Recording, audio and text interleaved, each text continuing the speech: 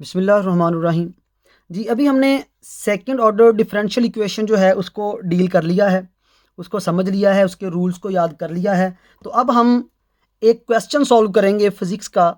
क्या है कि obtain the expression for displacement, के डिस्प्लेसमेंट के लिए हमें एक एक्सप्रेशन मालूम करना है एक्स टी, यानी एक्स वेरिएबल है और डिपेंड किस पे करता है, टाइम पे, यानी x is the function of T. अगर मैस स्प्रिंग सिस्टम हो हमारे पास और उसके लिए जो फोर्स है या restoring force F is equal to minus k x हो। अब इसके लिए क्योंकि रिस्टोरिंग फोर्स की बात की गई है और यहाँ पे मैस स्प्रिंग सिस्टम की बात की गई है, तो हम मैस स्प्रिंग सिस्टम बना लेते हैं। हमारे पास यहाँ पर एक रिजिड पॉइंट है, ये फ्रिक्शनलेस सरफेस है, ये एक स्प्रिंग, उसके साथ हमने मैस को बांध दिया। इस वक्त ये मैस जो है ओरिजिनल पोजीशन, जिसे हम ओ का नाम देते हैं, यहाँ पर है और ये इक्विलिब्रियम की हालत में है। अब यहाँ से हम उठा के जिस्म को ऐसे खींच के ए पॉइंट पे ले आते हैं, तो जिस्म ओ से ए पर जब पहुँचता है तो डिस्टेंस कितना कवर कर चुका होता है, वो एक्स नॉट डिस्टेंस कवर कर जाता है। जब जिस्म यहाँ पर आ गया तो हमने जो फोर्स लगाई उस फोर्स के साथ जिस्म को हम ओ से उठा के ए पर ले आए, यानी ओ से खींचना शुरू किया और हम कहाँ पर ले आए, ए पर ले आए। अब ए से हमने छोड़ना है, क्यों? क्योंकि रिस्टोरिंग फोर्स ए पर बनती है। ए पर जब रिस्टोरिंग फोर्स बनेगी तो रिस्टोरिंग फोर्स मैस को, इसको ओ की तरफ लेके चलती है, तो रिस्टोरिंग फोर्स की वजह से जिस्म ओ की तरफ जाता है। अब हमारे पास जब हम खींच के यहाँ पर ले आए, यहाँ से हमने छोड़ना है, जहाँ से हमने इसको छोड़ना है वहाँ पर हम इनिशियल कंडीशन सेट करते हैं। तो यहाँ पर हमारे पास जो इनिशियल कंडीशन है वो टाइम क्या है, रखेंगे 0। यहाँ पर x कितना कवर वो कर चुका है, x नॉट के बराबर, तो x नॉट आ जाएगा। उसके बाद जब जिस्म एक्सट्रीम पोजीशन पे होता है, जहाँ हम लेके आ रहे हैं ना, यहाँ पर ये फाइनल पोजीशन उसकी एक्सट्रीम पोजीशन, एक्सट्रीम पोजीशन पर उसकी वेलोसिटी क्या होती है, 0। वेलोसिटी 0 होने का मतलब होता है एक्स प्राइम 0, एक्स प्राइम का मतलब D x over d T. तो ये हमने बात इसमें यहाँ पर याद रखनी है कि ए पॉइंट से हमने छोड़ना है जिस्म को और ए पॉइंट पर उसकी वेलोसिटी 0 है, लेकिन उसका डिस्टेंस कितना है, डिस्टेंस उसका एम्पलीट्यूड के बराबर है जो कि एक्स नॉट है। अब देखें, हमने जो फोर्स लगानी है ना यहाँ पर, वो फोर्स हमने लगानी है एम ए, लेकिन जिस फोर्स के साथ स्प्रिंग ने मैस को खींच के पीछे को लेके जाना है वो फोर्स रिस्टोरिंग फोर्स, और रिस्टोरिंग फोर्स किसके बराबर है, माइनस के एक्स के। सो इन दोनों फोर्सेस को हम रख लेते हैं बराबर। जब बराबर रखेंगे तो हमारे पास M A is equal to minus k x आ जाएगा। अब आप देखें, हमने चूंकि डिस्टेंस की सेंस में फाइंड करना है इसका आंसर, तो हम यहां से कैलकुलेशन जो है वो शुरू करते हैं। तो ये देखें, आपके पास एक्सेलरेशन इधर रह जाएगा, ये एम इधर जाके डिवाइड हो गया के, और ये एम और ये एक्स। छोटी क्लासेस में पढ़ चुके हैं आप, के कांस्टेंट है जो कि स्प्रिंग कांस्टेंट है और जो डिपेंड करता है स्टिफनेस ऑफ द स्प्रिंग के ऊपर। अगर स्प्रिंग सॉफ्ट है तो के की वैल्यू स्मॉल होगी, अगर के हार्ड, स्प्रिंग हार्ड है तो के की वैल्यू ज़्यादा होगी। सो यहाँ पर हमने चूंकि डिस्टेंस फाइंड करना है तो एक्सेलरेशन को in the sense of distance लिखते हैं। क्यों? क्योंकि हमें डिस्टेंस फाइंड करना है और दूसरा डिफरेंशियल इक्वेशन को यूज़ करना है। तो ए किसके बराबर आ जाएगा, d square x over d t square is equal to minus k over m और ये एक्स।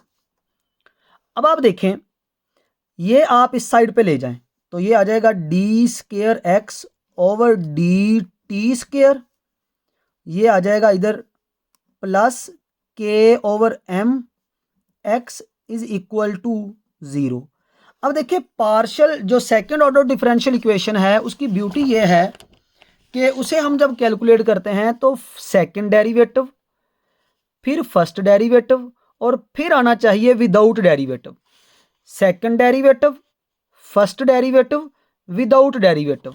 अब यहाँ पर सीन क्या है, यहाँ पर हमारे पास सेकंड डेरिवेटिव उसके बाद फर्स्ट डेरिवेटिव नहीं है, तो हम इसको क्या लिख लेंगे, plus 0 D x over d T. तो क्या ये इक्वेशन आपकी ये सेकंड ऑर्डर डिफरेंशियल इक्वेशन जैसी बन गई कि नहीं? अब देखें, यहां पर y में है लेकिन यहां पर ऊपर वेरिएबल कौन सा आ रहा है, अब यहाँ पर ऊपर वेरिएबल सिर्फ x आ रहा है, ये इतना सा फ़र्क है। हम इसको अगर हम जनरल फॉर्म में लिखना चाहे तो ऐसे लिख सकते हैं हम, x का double derivative with respect to time plus 0x का single derivative with respect to time plus k/m और ये x इज इक्वल टू 0। ये हमने डिफरेंशियल इक्वेशन बना ली, प्रॉपर डिफरेंशियल इक्वेशन, जिससे हमने कैलकुलेशन स्टार्ट करनी। अब यहां से काम आपको याद होना चाहिए कि इसके बाद क्या करते हैं, इसके बाद हम एज्यूम करते हैं किसको, एक सॉल्यूशन को। तो यहां पर सॉल्यूशन आएगा x। अब देखें, जब हमने पहले डिस्कस किया था तो इक्वेशन y में थी तो हम y लिखते थे, अब क्या लिखेंगे, x। किसके बराबर होगा, e की पावर लैम्डा। अब यहां पर लैम्डा नहीं, x नहीं आएगा, क्यों, क्योंकि जब हमने रूल पढ़े थे तो रूल में ऊपर y था और नीचे x था, इस वजह से इधर x आता था और इधर y आता था और इधर x। अब यहां पर क्या आएगा, यहां पर चूंकि ये x t का फंक्शन है तो इधर आ जाएगा t। तो ये हमारे पास सोल्यूशन एज्यूम हो गया। अब अगला काम क्या है, अगला काम होता है एज्यूम करने के बाद कैरेक्टरिस्टिक इक्वेशन लिखना। तो हमारे पास कैरेक्टरिस्टिक इक्वेशन जो है वो किसके बराबर है, तो कैरेक्टरिस्टिक इक्वेशन यहां पर लिखेंगे इसको देखते हुए।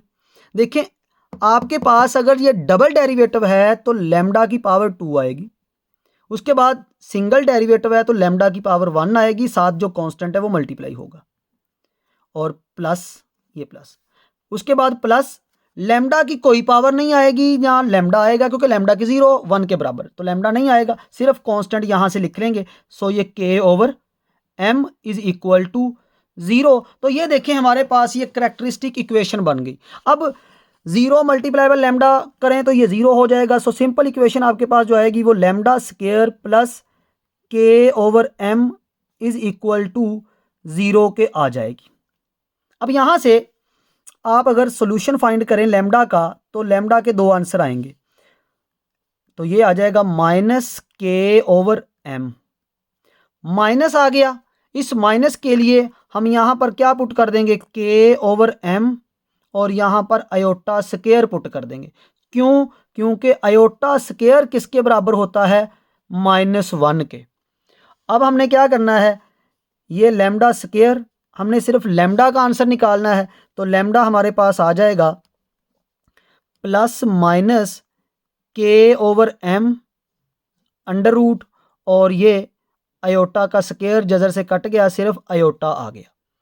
तो ये हमारे पास बेसिकली दो आंसर आ गए, एक लैम्डा 1 कह लेते हैं और उसका आंसर आ गया हमारे पास k/m अंडर रूट और आयोटा, और दूसरा लैम्डा 2 हमारे पास आ गया k/m अंडर रूट और ये आयोटा।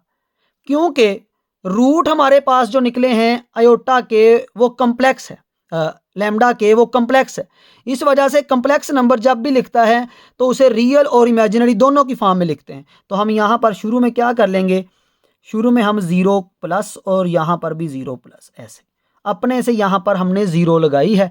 क्यों 0 लगाई है, उसकी वजह यह है कि यहाँ पर फोर्थ केस बन रहा था, ये जो हमने फोर्थ केस पढ़ा है, ये फोर्थ केस, ये थर्ड वाला केस, ठीक है। यहाँ पर ये देखिए कम्प्लेक्स हो तो हमने ऐसे आंसर लिखने होते हैं, lambda 1 c plus D iota c minus D iota. तो ये रूल बनाने के लिए हमने क्या किया था, इसको ज़रा सिमेट्री से नज़र आने के लिए हमने इसको ऐसे लिख लिया, 0 plus k/m under root iota, 0 minus k/m under root iota. अब हमने क्या करना है, आपको पता है जब आपके पास ये रूट आ जाते हैं तो सोल्यूशन किसके बराबर होता है, तो सोल्यूशन हमने जो लिखना है वो इसी को फॉलो करते हुए लिखना है। ये केस नंबर 3 को फॉलो करेंगे, तो केस नंबर जब 3 को आप फॉलो करेंगे तो आपके पास इधर y नहीं आएगा। अब क्यों, क्योंकि यहाँ पर हमने y में डिस्कस किया था, लेकिन अभी जो हम क्वेश्चन कर रहे हैं वो क्वेश्चन किसके ऊपर है, वो क्वेश्चन है x के ऊपर। तो यहाँ पर अब हम क्या लिखेंगे, इस साइड पे हम x के बराबर लिखेंगे। तो ये हमारे पास जो आंसर बनेगा वो x का बनेगा। सो x इज इक्वल टू, देखें रूल तीसरा ही लगाना है, केस तीसरा ही आपने पुट करना है। तो क्या है वो, a e की पावर cx और साथ में है cos डी एक्स, पहले मैं ये लिख लेता हूँ ताकि आसान, अब यहाँ एक्स नहीं आएगा बल्कि क्या आएगा टी, क्योंकि जिसका एक्स फंक्शन है यहाँ वो आता है, प्लस बी ई की पावर सी एक्स और ये साइन और यहाँ पर डी और ये टी।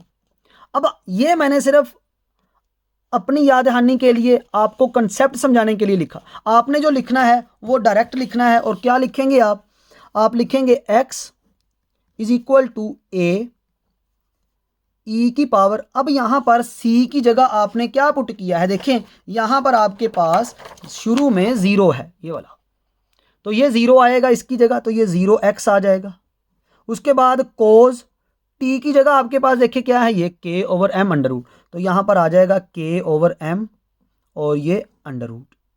उसके बाद प्लस b e की पावर, फिर c है तो ये 0x, फिर साइन, अब k over m under root, लेकिन यहाँ पर क्या है जी, ये माइनस है, तो हम क्या करेंगे यहाँ पर ऐसे माइनस पुट करेंगे और साथ में ये t।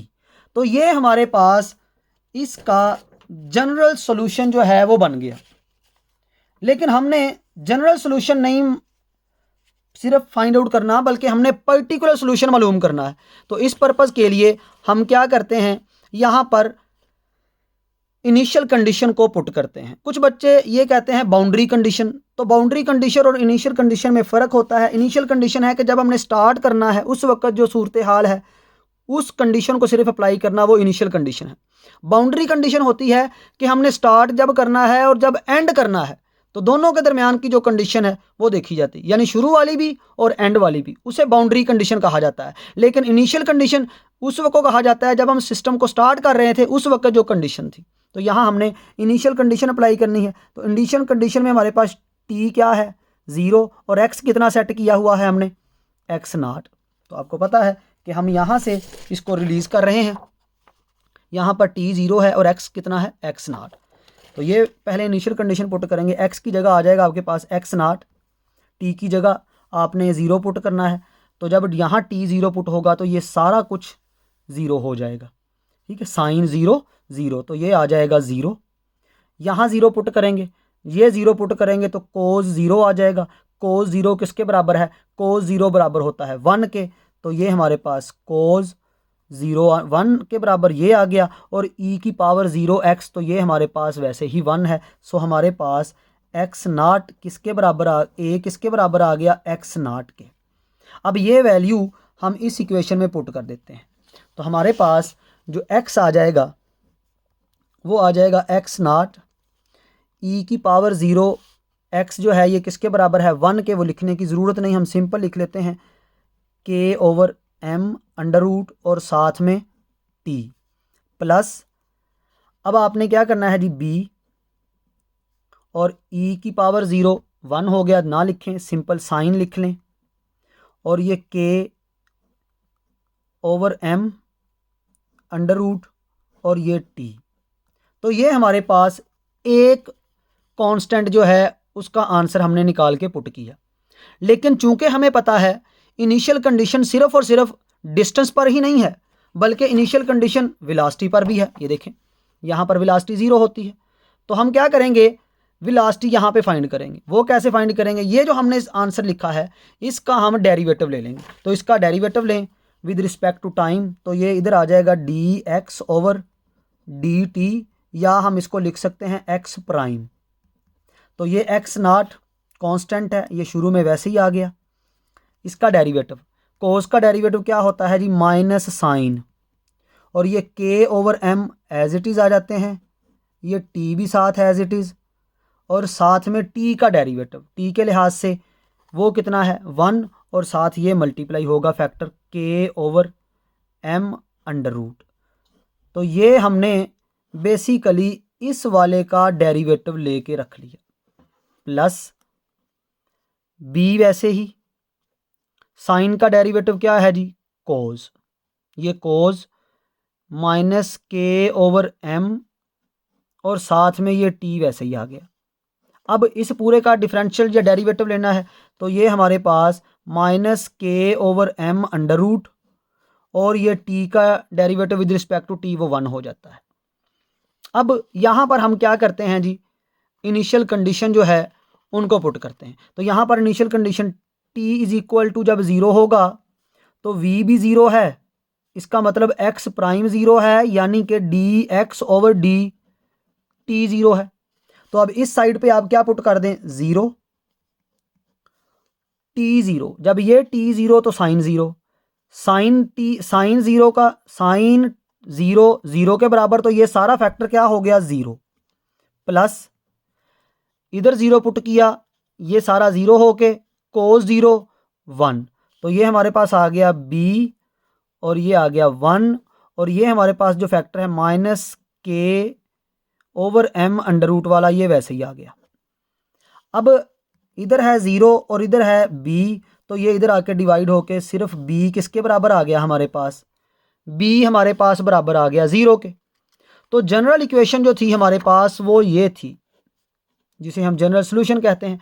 अब ये a की और b की दोनों वैल्यू इसी के अंदर पुट कर दें।